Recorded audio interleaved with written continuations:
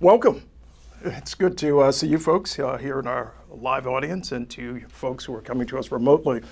My name is Philip Martin. I'm Senior Investigative Reporter at WGBH in Boston, and I'm today's moderator, and it's good to be back. Today we're talking about the complexities of race and policing. It's obviously a very volatile combination often, and with an emphasis on what can be done at both the state and local levels. This event is presented jointly with PRI's The World and WGBH.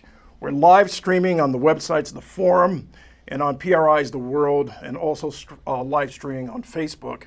Our panelists, starting from my immediate right, are David Williams, Professor of Public Health at the Harvard T.H. Chan School of Public Health. I feel like I've known David for a long time. We have John Shanks, Director of the Fight Crime, Invest in Kids Police Training Institute. He's retired U.S. Air Force Master Instructor and Texas Master Peace Officer. And Brian Corr, we spoke with Brian earlier on a Facebook Live. He's president of the National Association for Civilian Oversight of Law Enforcement. And joining us remotely, we have Tracy Mears, Professor of Law at Yale Law School. This program, by the way, will include a Q&A. We'd like to hear from you, and you can also email us. Those questions should be directed to, this is one word, of course, the Forum at hsph.harvard.edu. I'm going to repeat that, the Forum at hsph.harvard.edu. You can participate in a chat that's happening on the Forum site right now. I'm going to turn to David Williams. David, you study social and health disparities. Give us a big picture view of how these intersect with law enforcement and policing. Thank you. The big picture view is that we have overwhelming scientific evidence of the disproportionate targeting of people of color by law enforcement. Just last year, the American Psychological Association released a national study that found that 40% of African American males and 25% of Latino males, compared to 15% of white males, reported that they have been unfairly stopped, physically threatened, or searched by the police. So that is a very high number, and it's consistent with a lot of other evidence.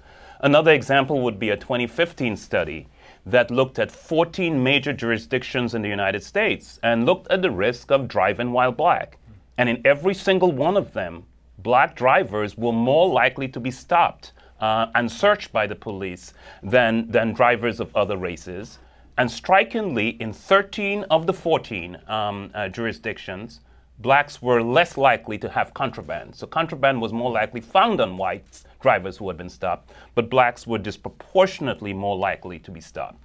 So what I would say is that when we talk about the race and policing issue, we are looking at a symptom of a more systematic pattern of racial inequality in the United States. And this discrimination manifests itself in multiple other domains of life that create a pattern of cumulative stressful events and stressors that actually adversely impacts health.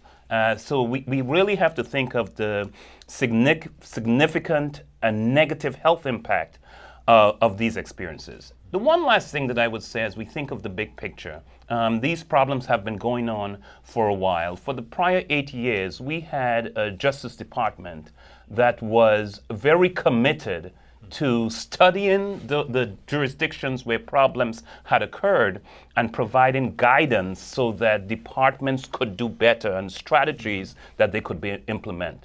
But elections have consequences. And so we don't have the same Justice Department that we had. And it does mean that a lot of what will take place now has to take place at the state and local level and not with as much prodding at the federal level. We're going to talk about that some more, the differences that have occurred between the old administration, new administration, in terms of the Justice Department and policing. John, you're a veteran police officer. You've been there. You head the Police Training Institute as part of a program called Fight Crime, Invest in Kids. Tell us about your work and what you're doing to address racial and policing challenges, especially in the, if you will, this new period. Yes, absolutely. So Fight Crime, Invest in Kids, we're an organization, nonprofit out of Washington, D.C., And 5,000 members, all appointed police chiefs, elected sheriffs, and prosecutors. And our main focus is providing youth and children and families to be able to raise children that are what we call citizen ready, but ready to be successful as citizens of this country. And in recent years, incidents such as Ferguson and others throughout our country, the national dialogue about police and community relations is at a level that we've never seen before. And the police, as well as the communities, are trying to figure out, how do we fix this? How do we come together and address these issues? So in October of 2015, we called together our members and polled them and said, what are the things that law enforcement needs to be able to do a better job, to be able to work with young people, to work with communities of color, to stop the violence, right? To create a social norm that is going to be good for us. Our summit was co-hosted by members of the President's 24th Century Policing Task Force, Charles Ramsey, former commissioner in Philadelphia, and former King County Sheriff Sue Rahr came in and hosted this forum. One notable concept that came out of the forum was that while community-oriented policing was a great start, it didn't address all the issues that needed to be addressed. It didn't address how police officers were communicating, were interacting, were empathizing with the communities that they were serving.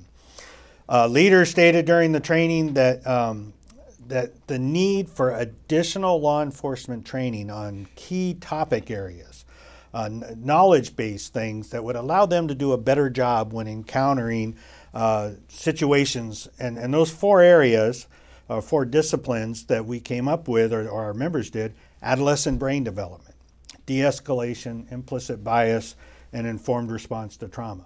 Now, I can tell you, as 22 years as a police officer working both in the military and the Air Force, but on the streets in San Antonio, Texas, nobody ever taught me about adolescent brain development. I didn't know anything about how kids think and react and respond. And I wish I had that training before my children were born, to be quite honest, right? And trauma.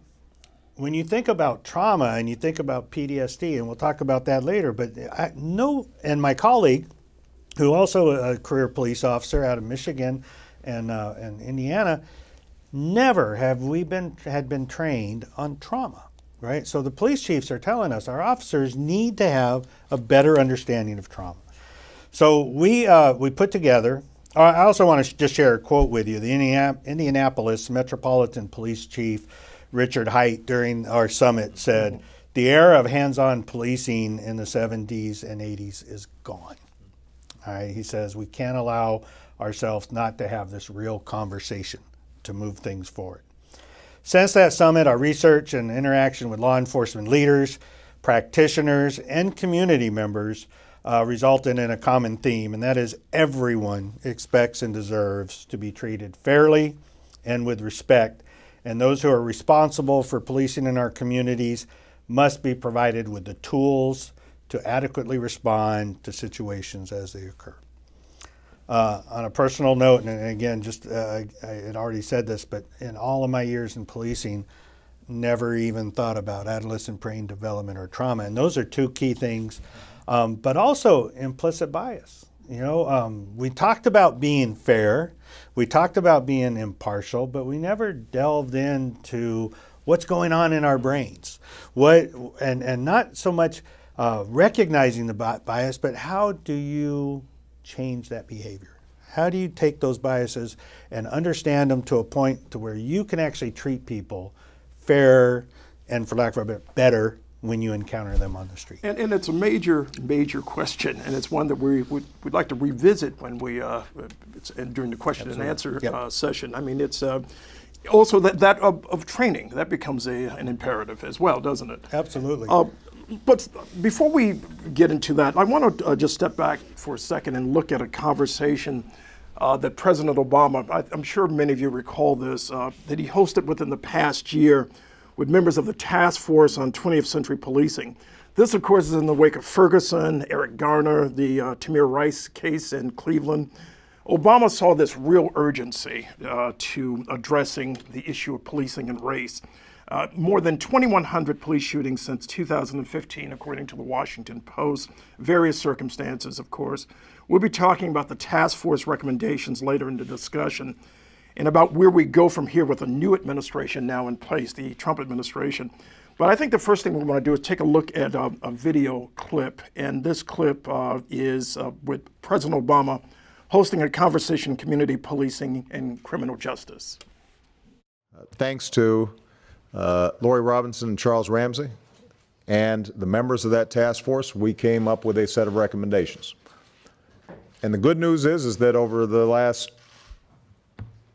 several months since the report was issued, we have seen a lot of law enforcement officers, a lot of chiefs, a lot of departments begin to examine these recommendations and figure out how they can implement them. We've seen real progress with respect to data gathering. We've seen real progress with respect to training. We've seen progress with respect to transparency and outreach to communities. The bad news is, as we saw so painfully this week, that this is a really hard job. We're not there yet. We're not even close to being there yet, where we want to be. We're not at a point yet where communities of color feel confident that their police departments are serving them with dignity and respect and equality, and we're not at the point yet where police departments feel adequately supported at all levels. So what we've done here is to build off the task force report and find out what's working, what's not, and what more do we have to do in order to bring the country and communities around the country together and make more progress on this front. This is the perfect time to bring in Tracy. Tracy, you were a member of of President Obama's task force, and so I'm interested in hearing your view on the challenges ahead. You focus in your research on procedural justice. Can you talk about that and about what the task force, essentially what's ahead given where we are now in terms of a new administration? Sure. Thanks so much for having me.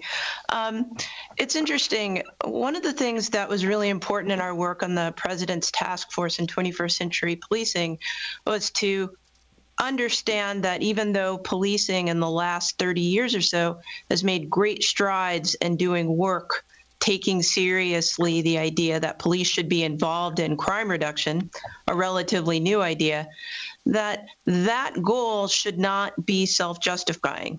In other words, it's important for policing agencies to understand that crime reduction by any means necessary was not really what members of the public want. What they really want is to be treated in ways that encourages their trust in policing and law enforcement generally, and also law and government. And decades of research show that the basis of how people understand the ways in which they'll trust legal authorities is this idea of procedural justice that you just mentioned. 4 factors really matter. A few of them we've already talked about in the first few minutes of this session. That is, people really desire to be treated with dignity and respect, just as President Obama noted. People also care a lot about what we call voice in social psychology. In an interaction with a police officer or some other legal authority, people really care a great deal about telling their side of the story and telling what the situation is from their perspective. At a higher level, people in communities as a general matter like to be able to have input in setting out the goals and projects of the agency, input into legislation and policy and so forth. Third, people care a lot about fair decision making. And by that I mean people are looking for indicia that decisions are fair and just and free from bias. And one way they do that is to look for indications of transparency, neutrality, factuality. That is, that decisions are based in facts that a legal authority can point to, rather than saying something like, the decision is this way because I said so. And fourth, people care a great deal about what we call motive-based trust.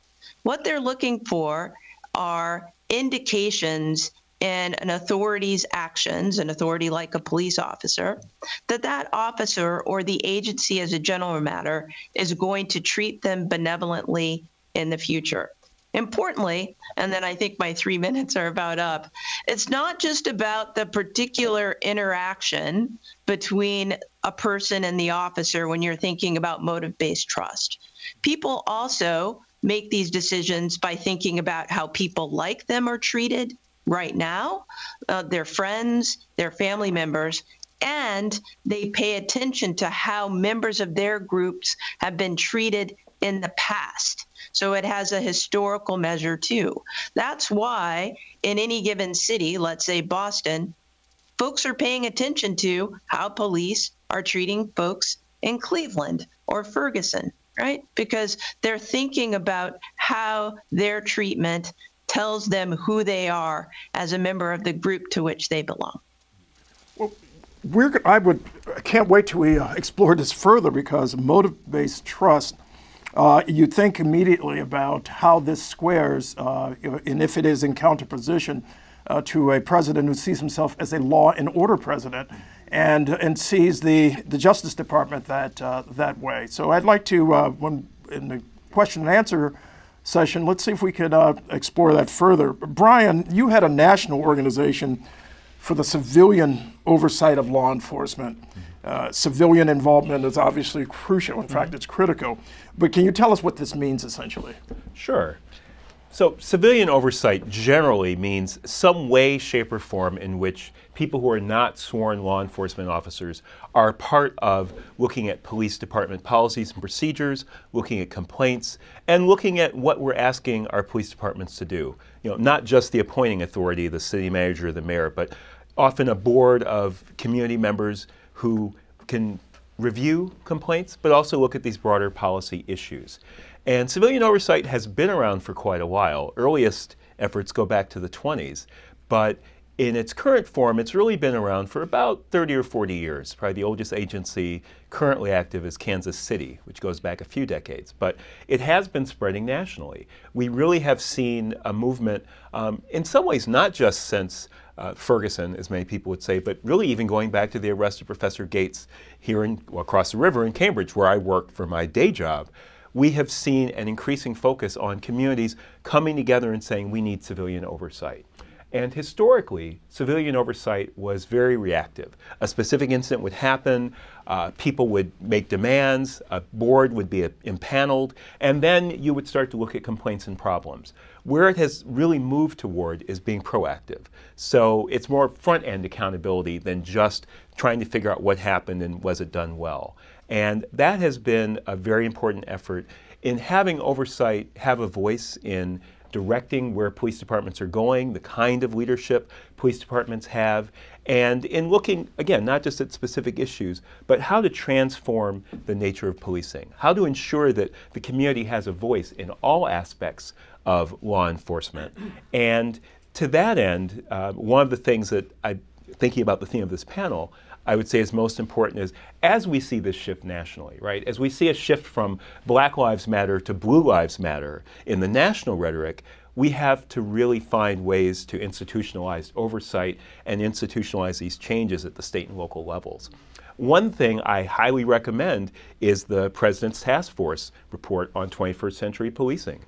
That also had an implementation guide, which gave very specific ways that police departments, communities, activists can be involved in taking those recommendations and making them real. And it's something that my organization, NACOL, is pushing because we have to keep that report alive. We had a huge amount of work.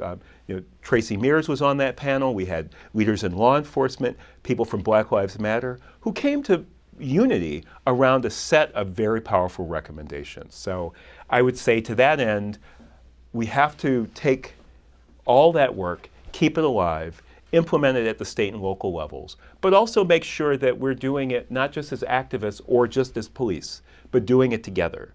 Part of my vision for civilian oversight is that we do accountability, but we're also a bridge. We're a way to help link communities and law enforcement, because often people, I hate to say sides, but on both sides of that interaction have undergone trauma. Trauma-informed policing is very important for police to understand the trauma of those that they encounter, but it's also very important for police to understand the trauma that they experience, whether it's the day-to-day work of policing where you're running from call to call to call, never knowing what you might encounter, and the trauma that they may have undergone as individuals growing up in their lives.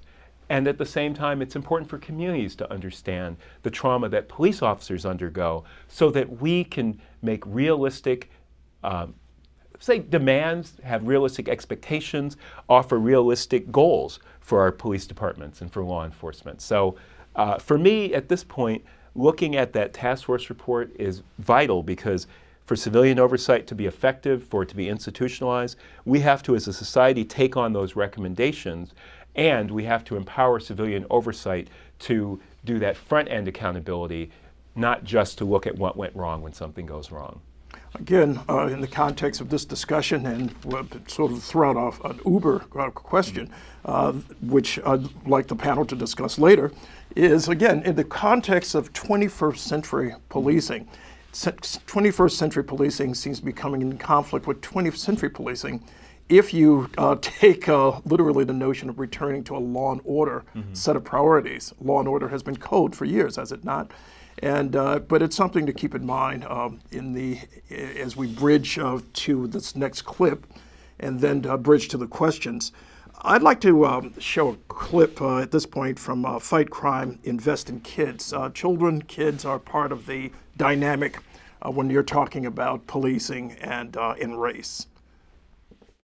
In the end, you got to decide whether or not you're going to smoke weed or not. You got to decide whether or not you're going to come to school or not. You got to decide whether or not you're going to let somebody talk you into committing a crime. People's lives destroyed, families destroyed, over decisions that somebody else made. It may destroy your life, but you don't understand the decisions you make can destroy other people's lives. So you need to think about that whenever when you're making decisions. Because I'm a kid off the west side of Chicago. And then one of the biggest deals when I speak to kids is I believe firmly in don't lie to them. I was a knucklehead. I was the one that was out here that everybody is sitting here speaking about now.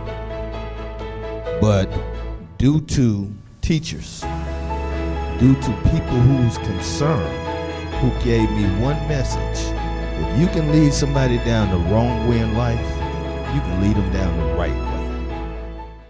Okay.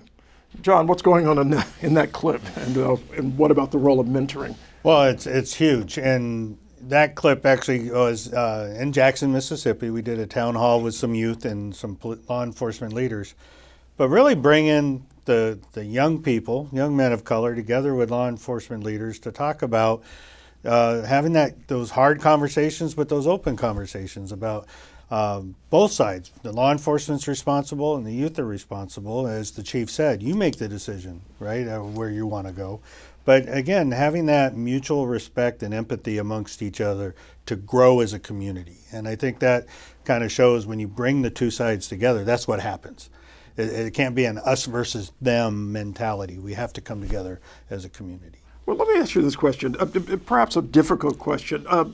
If you represent thousands of police chiefs who care about this issue, that's what we're told.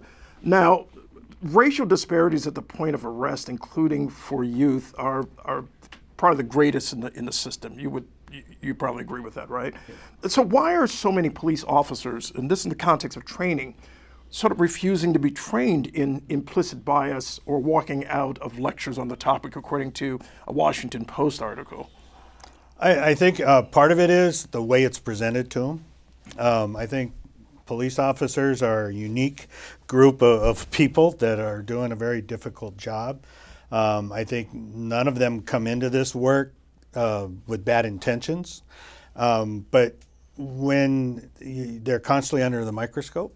So when we go in and we start talking about these hard issues, implicit bias, right? And you tell them you have bias. Everybody has bias.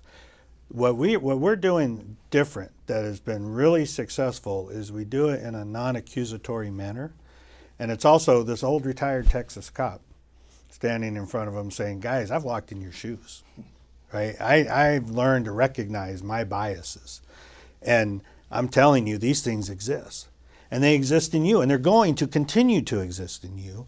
The reality is you can change how you respond to those biases, and that's what we hope to achieve, is changing the way you as a professional out there on the street working in a diverse community, how you can change your response to individuals by knowing what's going on inside you. The bias and the Harvard implicit bias online tool, I don't care how many times you take it, guess what?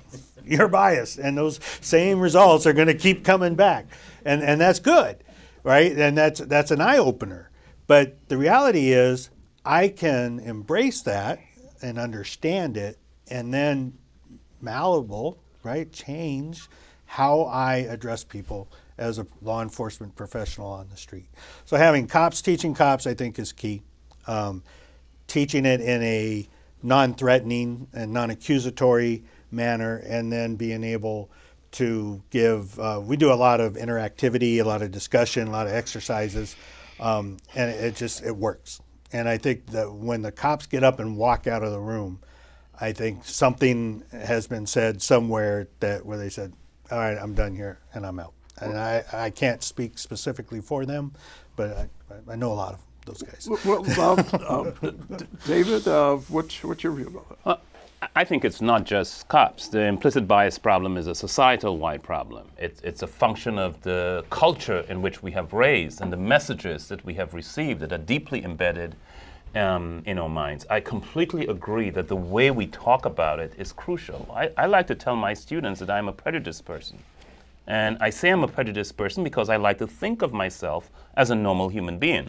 And if I am a normal human being, I'm very likely to be prejudiced, not necessarily racially prejudiced, but to have every society, every culture, every context has in-groups and out-groups, groups that are negatively stereotyped. And it's not just about police officers. So I think part of the issue is showing folks how normative this is. And you are just part of the human family if you have biases, because every society has its out-groups and in-groups, and it's what's deeply embedded in your mind as a result of the culture and society in which you were raised. And the good news is there are a number of strategies that can be implemented that can help you to react differently and not to do the things that would come naturally for you. And which also raises a question, and Tracy, I want to turn to you in just a second, but Brian, this whole notion, is there enough empathy given to the position of police officers in the type of work that you do? Do you understand perhaps the position police officers face in dealing with the everyday norms of policing? You spoke of trauma. That's why I'm asking you that question. So I'll try to do this without going on too long, but I have 3 connected points. So thinking about training, I got to sit in on a couple of trainings that the Cambridge Police Department personnel who were implementing procedural justice and legitimacy after working with Dr. Mears after the Gates arrest. Watching them do that training with a broader group of people. The mass chiefs of police asked them to come in, train their officers, and it was exactly as you described. People stood up and yelled, people read the newspaper, and this was a police officer doing the training. And part of the challenge is that we have to move from a mindset of being warriors to being guardians. And what they heard was, you're telling us basically to undermine our safety. If we have to go up to people and explain what we're doing, that makes them think that we're not in charge, and we have to be in charge. So there's a shift that has to happen. And one of the interesting things was that younger officers who wouldn't say anything in the broad group came up afterward and went to the deputy superintendent who was doing the training and said, you know, I've only been out of the academy for a year, and I really appreciate what you said, because that's not what we're hearing. So it's going to take some time and some generational shifting. The other piece is that in oversight, it's vital that people doing civilian oversight get training. People must be trained on police policy, practices, procedures. They're not going to be police, but they have to have an understanding of what we ask police to do. So in that way, I think, I wouldn't say it's sympathetic, but it's understanding the charge and understanding this is what our community has asked of these officers. So when we're looking at, did the officers do what they were supposed to do? Those people involved in investigating or reviewing complaints or board members understand what it is the police are being asked to do. And if we look at that and say, you know, in this instance, the police did everything they were supposed to do, but something still went wrong. Again, the arrest of Professor Gates. If you look at the policies and procedures, you know, Sergeant Jim Crowley didn't do anything wrong, but obviously what happened was not a good outcome. So the department had to look at where the policies and procedures. We had community members as part of that. The Police Executive Research Forum, which again included Tracy Mears on this panel of community members and outside experts, decided that we needed to change our policies and procedures. So in that way, again, I think it's not just being sympathetic, but it's understanding what we ask our police departments to do. And when we look at that and we say, you know, we're asking them to do something that isn't the right thing, then our role is to help them change that and ask of them what we need them to do. Since you mentioned Tracy, I know this is a perfect time to transition to Tracy. Tracy, the key challenge for all of us in reforming policing is the assumption that officers want to change, that they want to embrace the community, and that the power structure in which law enforcement is nested wants a more fair, rational, just form of policing. But what happens when those assumptions are plain wrong? Getting again into the whole notion of 21st versus 20th century policing. What happens when doing business is, as usual, is just fine? And how do you transcend those political realities for change? You were on the task force, and I assume that must have come up. It did, but I think there are a couple things that might surprise folks in the audience. First of all, if you look around the country and you look to the law enforcement executives in the largest cities of the country, the people who are doing this work in the toughest situations, you'll find that many of those law enforcement leaders adopt what we would call very progressive approaches to doing law enforcement. And that is because their job is tough and they understand that they need community support to get the job done, in part because the expectations of them are so vast. Going back to what David Williams was talking about, we actually expect police officers and policing organizations to do a lot of work that one would think was traditionally a social safety net kind of task, dealing with people who are experiencing challenges because of mental illness, dealing with children who aren't necessarily supervised, all sorts of social dislocations because of poverty. And police are the only institution that are available 365 days a year, 24 hours a day. And so we expect them to do all kinds of things. And the leaders of the largest cities understand this and are actually quite progressive. Now, at the national level, we just had a change of administration that suggests that that's not what policing leaders want to do. And certainly we've seen some union line level supporters seem to go along with that attitude. But I don't think that attitude is as prevalent or representative, certainly among people who are actually leading policy in institutions as one might think. So that's one area of clash. I think another issue to pay attention to is that the federal government actually has a very limited role. And I'm saying this as someone who served on President Obama's task force on 21st century policing. President Obama, wanted to lead in the context of a bully pulpit and take very limited federal resources to nudge agencies forward. But the reality is that most of this work that's going to get done is going to take place at the state and local level, and there's going to have to be decisions made at the local and state level to devote resources to these issues. That's instructive, and it also brings us to a point about local policing, something David is also an expert in. We've had a situation in Everett, Massachusetts, where you've done a study looking at local policing and interaction between community and local police, and the nexus, the areas of where folks have come together and where they've sort of fallen apart.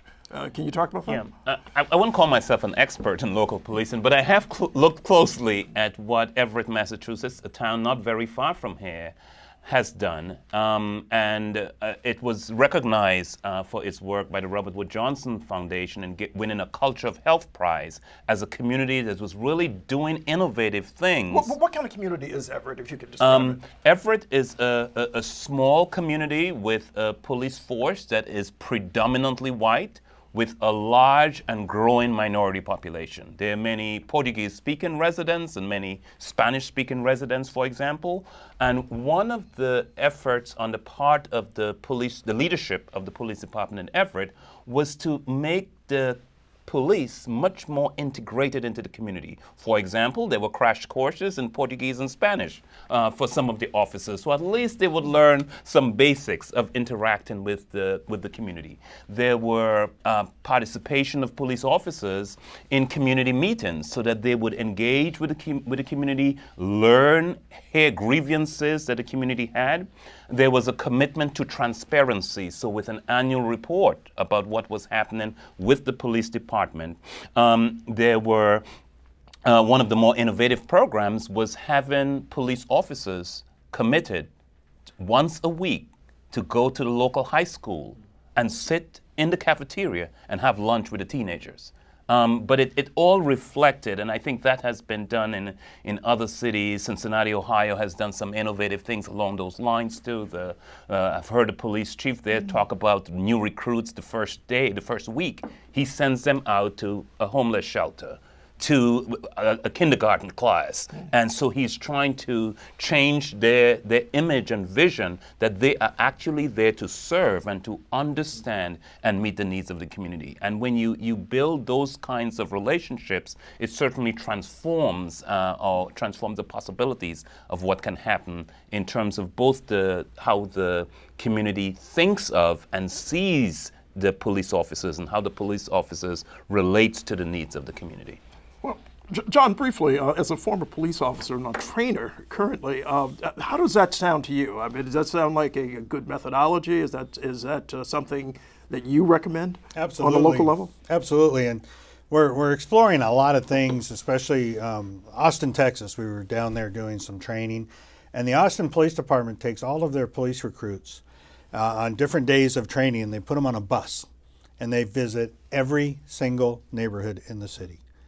And they get off the bus and they go into playgrounds and they go into community centers and they interact with the people. So when a police recruit graduates from the police academy, they have some experience in every city. And our program, we're actually not only training just police officers, but youth as well, and bringing the youth and law enforcement together and having that interaction. It is so exciting to watch as these young people and police officers sit down over a meal and talk and share and realize that, oh, you're a person? You have children and a family at home, and oh wait, you have needs as a youth?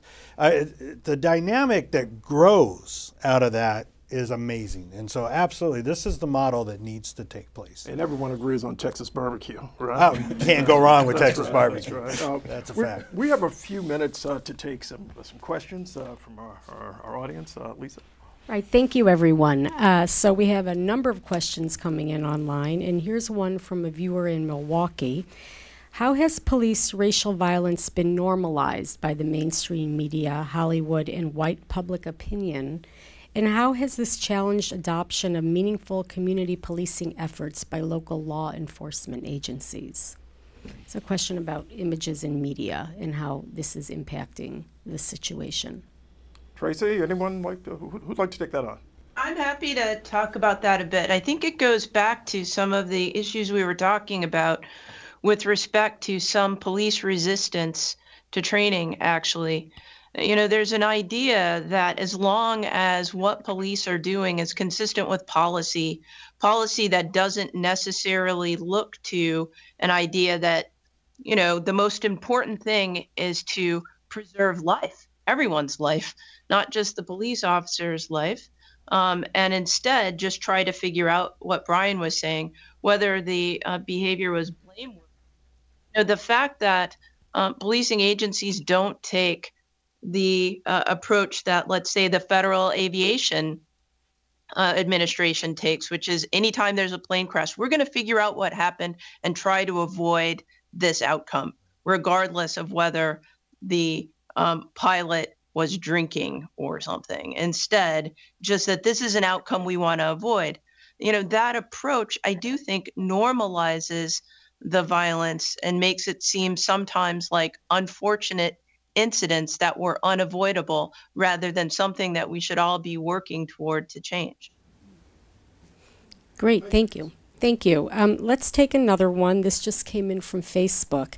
Can implicit bias be identified during the hiring process and be addressed? I think this is directed towards police hiring. And we all have it. So the reality is every person from around age 1 starts developing biases based on input that we receive growing up from our parents, from the media, from teachers. So I don't know that we can address it. I think what law enforcement hiring is very different today than it was 40 years ago. The reality is, I think what they do now is look for people who are open, willing to adapt, and able to adapt to change. And it's, hiring well-educated professional individuals that can accept the idea that I have bias and then be able to make that change. I don't know that you can address that in a employment interview or employment screening, because the reality is we all have it.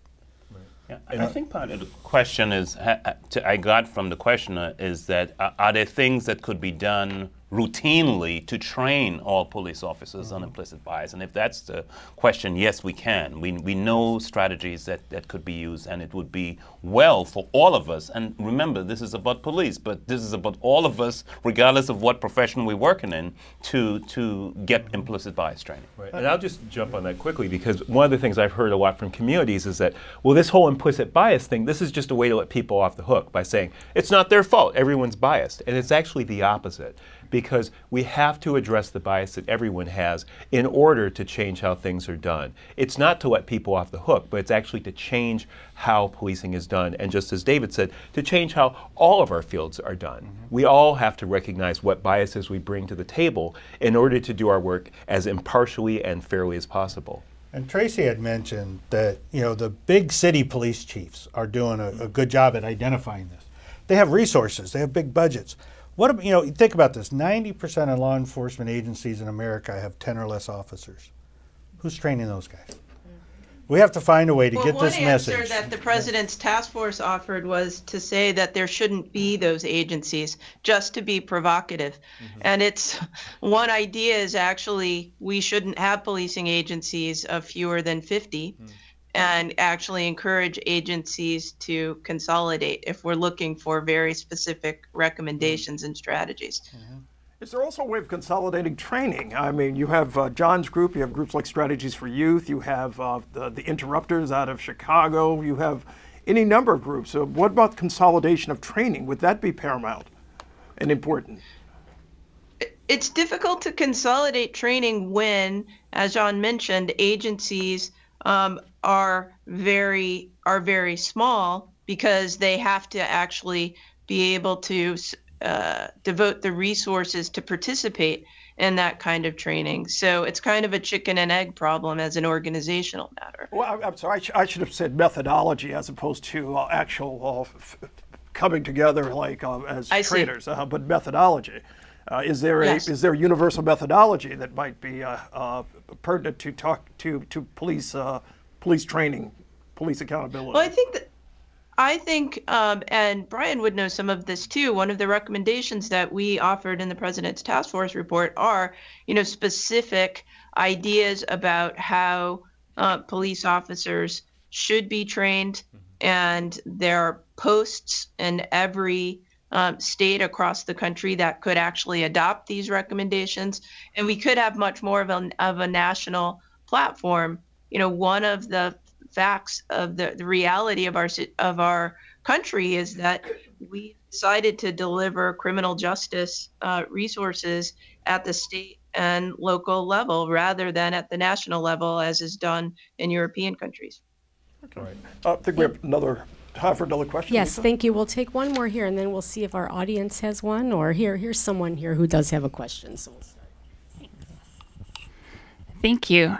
So we've talked a lot about reforms of policing, but there's kind of another branch of people, activists, community organizers, and people who are looking at policing as a systemic issue, racist policing as a systemic issue that's deeply rooted in kind of the history of policing in the U.S. that are looking a little bit further towards police abolition. So I'm curious to hear your thoughts on police abolition as an idea, or at least on reforms that lead to decreased police presence, decreased funding to police departments, and a greater focus on community-based solutions, conflict resolution, and transformative justice. Well, again, I'll start with this, not that I'm the only one that has anything to say. That it's interesting because this is obviously coming up a lot now, and it's partly been part of the Black Lives Matter movement, but the questions about can we have a society free of police? Some of those things are looking at, as people have said, we ask police to do a whole array of things. So in Cambridge, our police department has 2 social workers. They've got a homeless outreach unit because at the moment, they're still being asked to do things that perhaps we shouldn't ask police to do. The other side of it is, what is the role of policing? Right? So is the role of policing to go around with firearms and jump into situations and stop bad things? Is it to deal with quality of life issues? Is it to check and make sure no one's breaking into your home when you're on vacation? So there's a broader question about what is it that we ask police to do. I'd say most people sort of in the middle would say that there probably will, for the time foreseeable, be a need to have police departments doing policing. But the question is, what do they do? And the other thing I'll just say is there are a lot of communities that I say many people would say are over-policed, and yet they're not asking for the abolition of police generally. They're asking for policing that's appropriate and accountable. So to the extent that we can find policing that is responsive to community needs, that may obviate some of the calls for the abolition of police. So it's not a complete answer to your question, but I think I wanted to get some of those issues that underlie your question. John? Yeah, well, I just think you look at the history of policing and where we've come from the 60s, 70s, 80s to where we are today, there's huge changes. And I think as we look at police legitimacy, procedural justice, and all these great things that are happening in our profession, we're seeing changes. But as Brian said, we took a group of 5th grade students in Washington, D.C., and we said, okay, tomorrow morning, there's no more police. You know what their biggest fear was? Who was going to take care of their mother? All right. The reality is police are in places today that you never saw them before. You can't go to a high school sporting event without police officers being present. You can't go to church without a police officer being present. And so they're historically reactionary, right? They're there because something bad has happened and they need to be there to protect us so that we can live our lives in a free society. So when we say abolish police, we're also saying abolish those protections, right? And we need those protections to be able to live in this free society. But I think we can do a better job, and we can definitely, I think procedural justice, legitimacy in policing, all of these things we are talking about, we're on the right path, all right? And getting in our, again, used to be, all you needed to be was a cop was a GED. Most police officers today have at least a bachelor's. Many have master's degrees. It's a smarter, more professional police force than we've seen in the past. Lisa, please. Thank you. I think I just want to take one last question. I know we have to wrap up, but this has come in from several ends. Does having more police of color on a force actually lead to less discrimination? What are the stats on that? Isn't it actually more effective to focus on community policy practices that build trust and integrate the police into neighborhoods, whatever their race? I'll give that one to David. Yeah.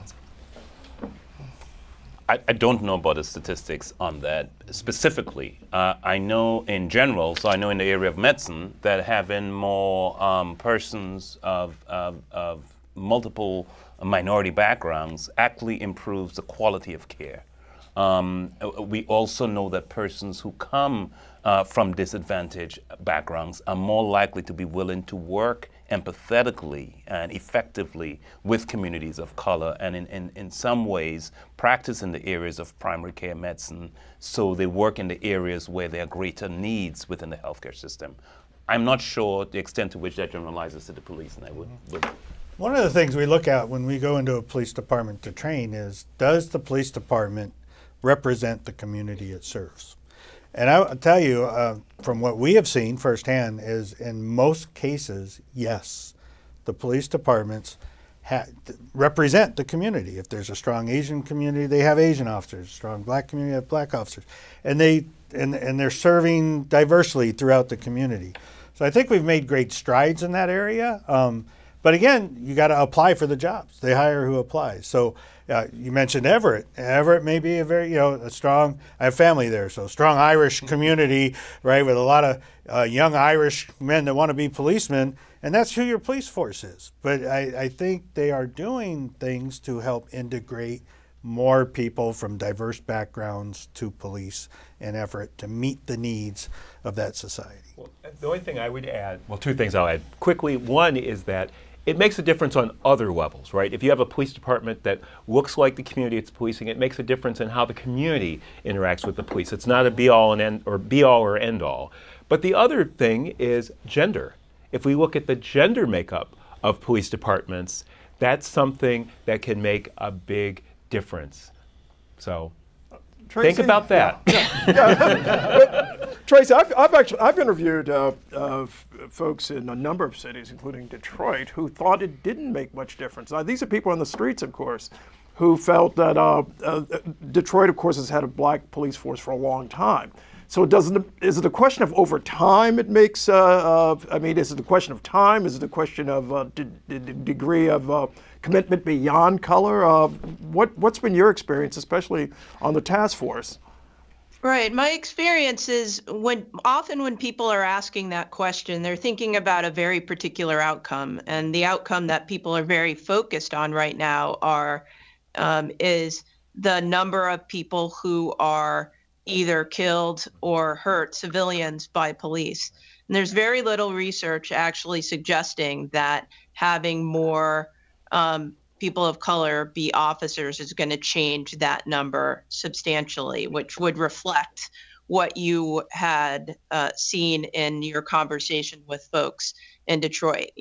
People in communities that I've done research with respect to that will say, doesn't matter what color the officer is, every officer is blue, is the way they would say, something like that. That said, there is more recent and more sophisticated research showing that it can make some difference in some contexts. So there's a paper by Jeff Fagan and my colleague Yoscha, Joscha Leggewie, Leggewie,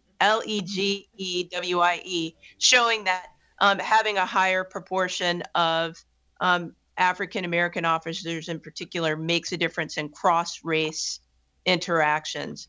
But there isn't a ton of research there. I would just go back to what Brian is saying, that you want to do it because people think that agencies are more legitimate and and trustworthy when the agency actually reflects who they are in the community.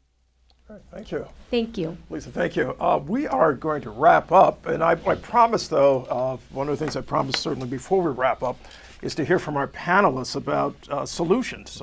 Now, it seems, I know you're incredulous, the whole notion of solutions to something this massive, but I think there are some suggestions here that we have from our panelists, and let's start from this end.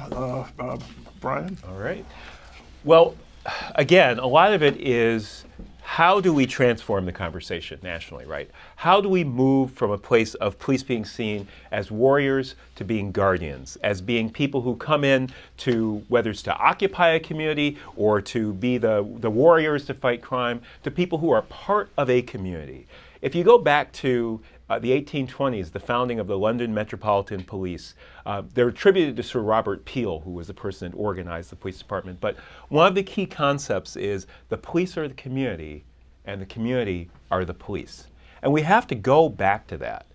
The other piece I'd say is we have to do more work to make sure that there's evidence, just as we've been talking, about what makes a difference in policing, what makes a difference in civilian oversight. I know our organization, NACOL, is now working on a 2-year grant from the Department of Justice, the COPS Office, Community-Oriented Policing Services, to look at what are the best types of civilian oversight and how does that affect outcomes in your community. So doing that kind of research that can make a real difference in the lives of people on the ground is vital. So those are my 2 things I'd offer. Thank you, John.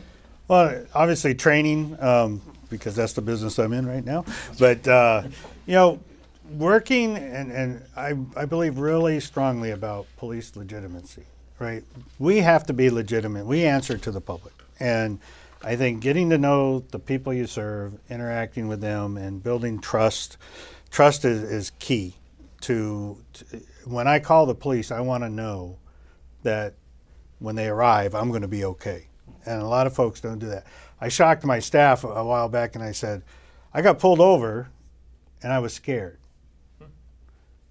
You're scared. You're a veteran cop. I don't know that guy just like you don't know that guy. It's real for all of us. And when I stop somebody, I don't know you either. So how do we create this trust amongst each other that and I think as policing grows and progresses, we want to embrace each other, embrace our differences, but grow as a community so that I can call, just like I can call on mom to come take care of me, I need to be able to call on a police officer to come take care of me in a time of need, and I need to be able to do that openly and with trust. And let's go to Tracy, and then we'll come back here to David to sum up. Okay, so I think 2 of the ideas that I would have mentioned have already been mentioned, so let me just be specific in terms of recommendations by first referring back to the President's Task Force report. There were 59 recommendations that we offered to President Obama, and I think many of them are things that communities can try. And then also to bring back something very granular and small that John mentioned, where he was saying that the police officers, no, actually, I think it was you, David Williams, where people were having meals officers were having meals with members of the community. We know from decades of social psychological research to have reconciliation between groups that you have to spend time. And Linda Trott's work at the University of Amherst shows that you need about 3 hours. It's about the time that you would spend having a meal with someone. That you cannot underestimate the power of that.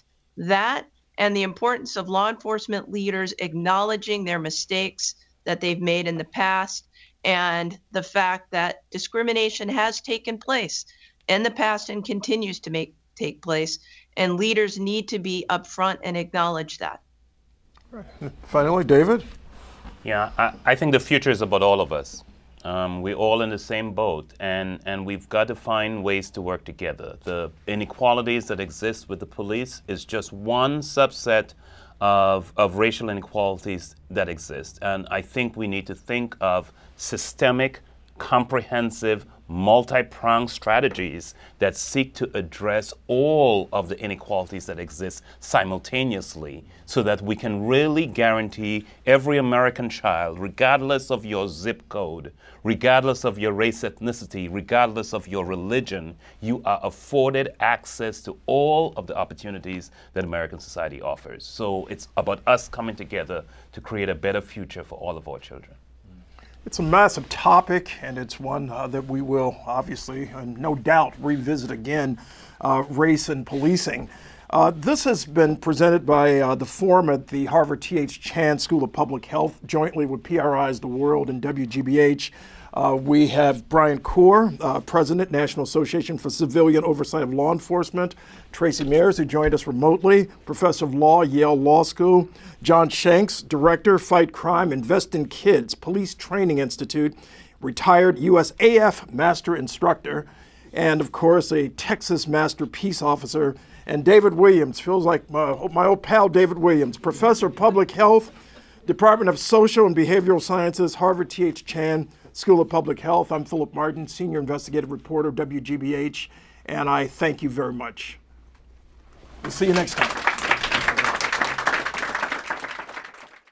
If you are interested in supporting this program and others like this from the Leadership Studio at the Harvard T.H. Chan School of Public Health, please call 617-432-1318 for further information.